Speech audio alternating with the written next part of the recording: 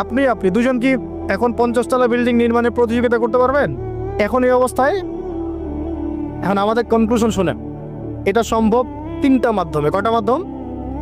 এক, হয় অন্যের সম্পদ গুন্ডাগিরি করে, জুলুম করে, ওই যে মারামারি কাটাকাটি দাঙ্গা হাঙ্গামা করে দখল করতে হবে, জুলুম করে। এটা হচ্ছে না, সমাজে হয় নাই, ভূমিদস্যু নাই, দাপট দিয়ে সব দখল করে ফেলতেছে। পরকালে কোনো ভয়ই নাই, আল্লাহ পাক যে কাঁধের মধ্যে 7 তবক জমি চাপাই দিবে এটা ভয় নাই। মানে মানুষের, আল্লাহ পাক আমাদেরকে হেদায়েত দান করে না, আমিন।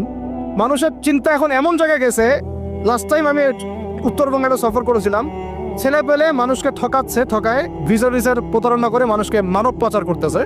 এটা একটা চক্র ধরা পড়ছে।